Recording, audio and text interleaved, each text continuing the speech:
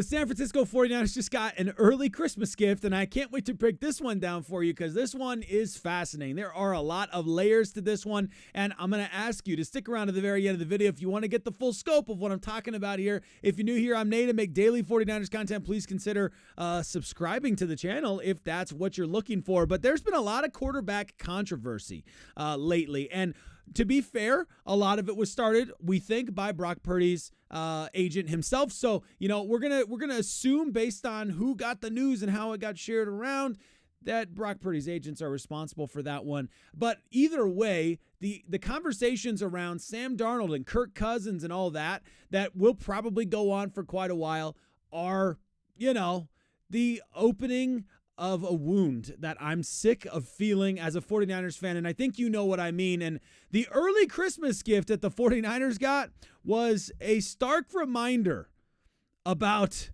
this guy right here, Kirk Cousins, and what he represents as a guy who was able to go and get himself one fancy contract from the Minnesota Vikings, or because of his play, for the Minnesota Vikings, he was able to get himself a fancy contract and then get himself subsequently benched. And he's got a lot of money sitting in his bank account, and I'm sure he would much rather be playing football right now, but in the grand scheme of his life, that money's going to serve him well. And I don't think I'm the only one who knows that guy right there.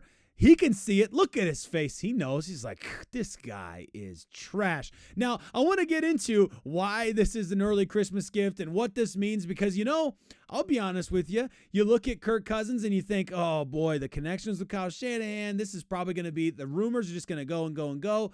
I don't think this is even realistically possible that the 49ers end up with Kirk Cousins, so don't even worry. I'm not going that direction. That's not the Christmas gift. So stick around to the end of the video. Hopefully you get the big picture there. But let's start off by talking about how good Brock Purdy is, okay? Because he isn't trash. And I hate that all of these arguments have to be so polarizing. You know what? Brock Purdy can be a good quarterback and can also make big mistakes at the same time, because I'm pretty sure last time I checked, every Hall of Fame quarterback also made mistakes. And I don't know about you, but some of these stats I think are more valuable than others, right? If you just look at, yards, okay? When you look at yards, that's affected by a lot of things. That's affected by the quarterback. It's affected by the route run. It's affected by the wide receiver catching the ball. It's affected by the wide receiver running with the ball. There are a lot of stats that go into some of those numbers, but some of these stats I think are really interesting. This one you can see here. I realize now that I'm doing this video, it's actually kind of small, maybe a little hard for you to see, but quarterback EPA per play versus man and zone coverage. This confirms probably what you're thinking in a good way, I think, okay? So starting with it, Brock Purdy, if you can't tell, if I can find my cursor on the screen here. Oh, there it is. There it is. Brock Purdy is right there, okay? Which means he is pretty high toward the top against zone coverage, exactly what we believe to be the case.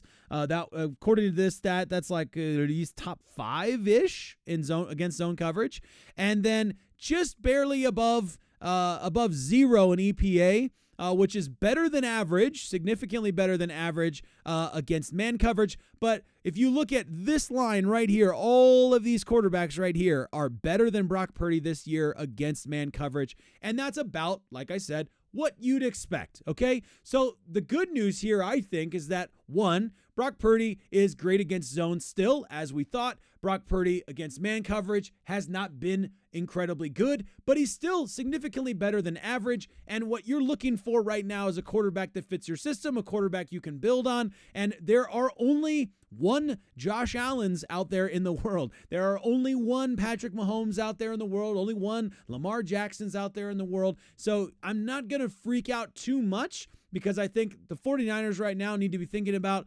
who's the best quarterback we can get right now and we can build off of. And I think that they showed last season with a with a record-setting offense that the 49ers can be good with Brock Purdy. So anyway, that I think is good, that despite having a down year, you're seeing these stats look pretty decent. If we continue on through the stats, you remember, of course, the tough circumstances that Brock Purdy's been doing this through. And I think, again, you're going to see, I think, a positive reality here.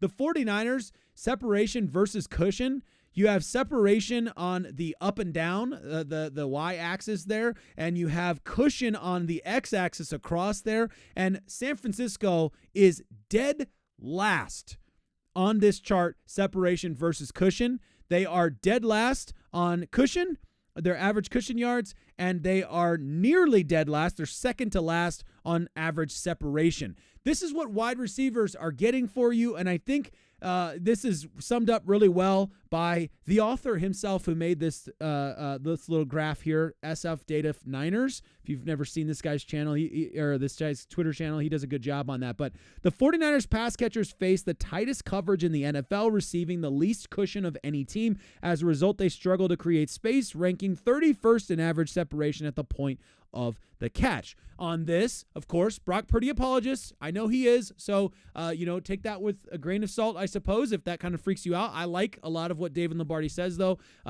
Brock Purdy might working through the toughest situation in the NFL this season. 2023 Aiyuk was a separation engine. Haven't had him this season, and when you did have him for a couple games, he wasn't himself yet. CMC gravity is a real thing, and 49ers injuries plus Shanahan's short game deficit, those two are related, have created a situation that's unrecognizable from 2023.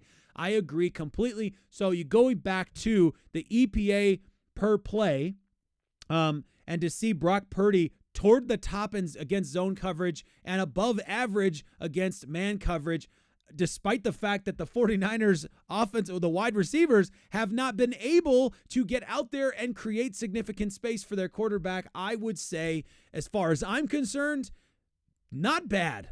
Not bad, my guy. Good job, Brock Purdy. You're still my QB1 for now, at least. Felt painful to say that out loud, but he's still my QB1 for now. He still is.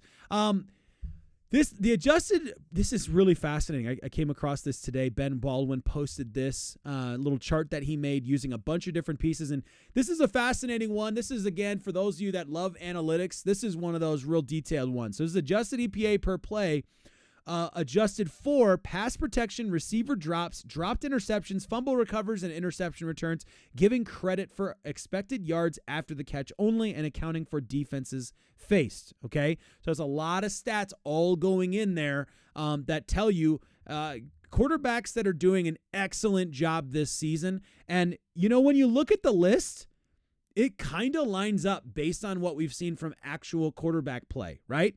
Joe Burrow, Josh Allen, Jaden Daniels, Brock Purdy, Jordan Love, Sam Darnold, and on down the list you go.